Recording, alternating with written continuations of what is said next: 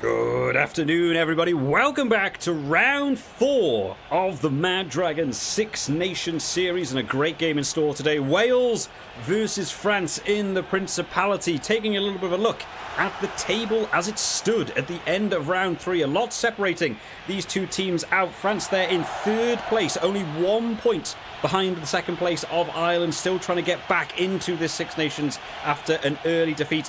Wales, however, down there in 6th place on 2 points, still waiting to take anything other than losing bonus points away from the Six Nations. France will be hoping they can get back into the Six Nations with a win today. Wales will be hoping just to get some big points on the board and maybe take their first win of the tournament. It won't come like that from an early mistake by Gareth Anscombe on the kickoff, not getting it the 10 metres, and we'll have our first scrum inside the first minute of the game as Maxime Lucu sets up. We know the power that the French forwards do have. They'll definitely be looking to try and get on the charge today. If they can take advantage at the set piece, it will be a huge boost for the way we know France like to play as they get the early shove into this scrum. Still moving slightly forwards. They're in to Wales's half now as Lucu picks up the ball himself. Oh, and actually sees an incredible gap himself. Liam Williams has to do very well to get back and recover that. You feel like maybe the pass could have gone out to Lebel. Oh, gets the kick away. Maybe, just maybe, there was a bit of a late tackle as Thomas Williams is playing extremely dangerously to run it across the field, and Wales are on the counter-attack from absolutely nowhere. If they can keep it going, if Owen Lane can outrun Maxime Lucu's run across the length of the field to get back here, Gareth Anscombe wants to just take it on a one-off charge. They get out of the 22. Wales have been put under early pressure in this game. Can George North find a way through the gap in that French defence? Doesn't look like it. Josh Adams out here a little bit isolated on his own, gets a clearance kick away, and Wales will begin to move out of their half as Ramos thinks he sees a 50-22 opportunity. The ball being left to bounce, and unfortunately the bounce of a rugby ball can be a little bit harsh. Will come all the way back for a Welsh scrum, pretty much from where the French scrum took place only a few minutes ago. What an exciting start to this game. What a great break by Maxime Lucu. Can Wales conjure something slightly similar in order to get towards that French try line as Thomas Williams sets up to put the ball into this scrum? Can Wales get this one out? They actually want to go quickly here, and he wants to go up that blind side. Thinks he's got support with him through Josh Adams. Lovely pop pass. Can he get back inside to Ellis Jenkins on the charge, and Wales will go over the first team to score a try. Who would have said that going after the first 5 minutes?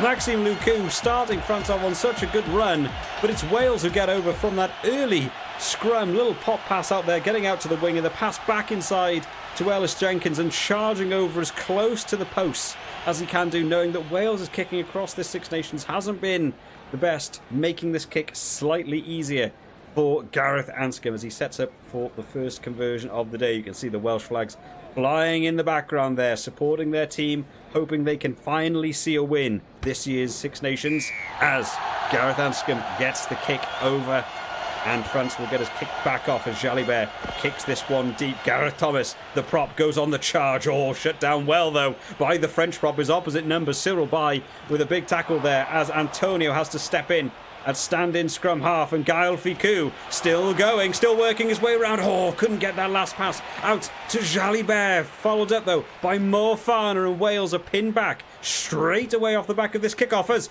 Anthony Jalon tries to smash his way through. Wales are pinned back. Their numbers don't look great. They've gone for the drop goal. Gaël Ficou just wanted to drop a 3 over, try and close the scoreboard up.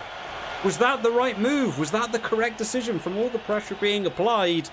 I think they maybe could have looked to have gone for a few more points there, but Gaël Ficou says we'll just take the 3 and we'll go again as Wales this time with the kickoff. Still not the best kickoff as France retain the ball.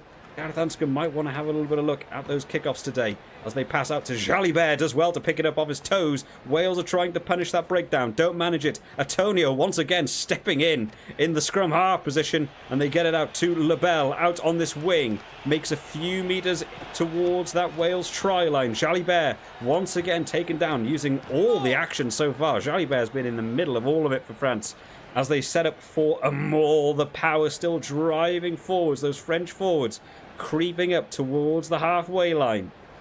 shut down as Cyril Bay now playing in the scrum half position, using the props as scrum half. Such an interesting decision for France today. Thomas Williams picks up the ball. I don't think he was ready for it. He tries to ship it out to Gareth Thomas. They still go out to Will Rowlands. Nowhere going there though, as Gareth Anscombe drops back in the pocket, gets closed down very quickly by a French player who will collect it. Owen Lane manages to win the battle in the air versus Damien Penaud, but loses the ball in the breakdown afterwards, and you can see how narrowly bunched up Wales are. If they can get this ball wide, France are absolutely on for it. Lebel is out there screaming. The ref says an advantage is being played for an offside penalty as well, as Josh Adams has to cut back across to try and shut down Lebel. Referee has called an end to the advantage, and Wales will just about survive. Once again, the clock is not close enough to half-time, and Nick Tompkins will have to get the clearance out. Doesn't quite manage it. The charge down coming in. Wales scrambling in this game, and France have been given a lifeline opportunity just at the end of this first half, being put down behind their own touchline. France will have a 5-metre scrum. They need to take something away from this to really keep themselves in this game. As they go for the early shove, we saw how well that French scrum worked earlier on, and once again it's being driven back towards that Welsh try line as they go out to Ficou, who's going to shut down Lebel on this wing. It is managed. Wales hold on. France are lining up towards this midfield as Malvaca. What an unbelievable carry by Malvaca to be able to ride the tackle and gets over to place the ball down. We knew France had to come away with something from this attack, but going out wide to Ficou and out to Lebel, who did well to manage to avoid getting wrapped up there. You maybe thought again this was the wrong decision. France have made some interesting play calls in this one, but what a great move there by Malvaca, just charging through defenders, reaching out and placing the ball down. And Jalibert has the opportunity to put France 3 points in the lead just before half-time. I did criticise the drop goal earlier on, but actually that might be the thing that separates these two teams out. At half-time, maybe it was the right decision. Jalibert celebrating there with Damien Penaud. Gareth Anscombe is still looking to have a decent kickoff so far. Let's see how he gets on third attempt. This one looking slightly better, right on the edge of that 10-metre line, and works as George North gets it out to Owen Lane on this wing, who's been busy all day. They try and go back towards that midfield. Alice Jenkins, who made that early try-scoring opportunity. Maxime Lucu has been done for a hands in the ruck penalty right on the half-time whistle. The coaches will be absolutely ballistic about that, as Gareth Anscombe gets to set up and draw this game all level for a position where France looked very, very dominant for the second half of this first half so far. Gareth Anscombe will step up and kicks it through the middle to bring this game back to 10-all. Wales given a very late-minute lifeline there, and we'll go in at half-time 10-all apiece, nothing to separate these two sides. Well, we knew it was going to be a really fun game today. Both of these teams were going to be bringing a big performance. Did we see it being quite as equal as this, though? Maybe not. France getting off to the better start in this game as Maxime Lucu broke away off the back of a very dominant scrum that's been working well for them today, moving all the way up towards the Wales try line. France tried to get over, but just couldn't manage it. That Wales scramble defence holding up. It was actually Wales who were the ones to get on the scoreboard first, off the back of a very similar move, off the back of a scrum, getting the ball out to Josh Adams, playing it inside to Alice Jenkins, charging over to score under the post, and Gareth Anscombe to convert that one. France made a very interesting decision in going for a drop goal to bring them into the first points of the game, going through the boot of Gaël Ficou, when maybe they could have looked to gone for more, trying to go over for a try. They were looking dominant at that point, took them to 7 points to 3, but France managing to battle back and getting over for their first try as well, converted over by Jalibert, means that France managed to get into the lead at 10 points to 7. But one of the coach killers that has been plaguing this French team, a penalty given away right on the edge of half-time, hands in the ruck penalty by Maxime Lucu, just allowing Wales to get back into this game through a late-minute penalty at 10-all apiece. Both of these two sides bringing very similar styles and similar scores to the game. We're really looking forward to see who can change it up in the second half.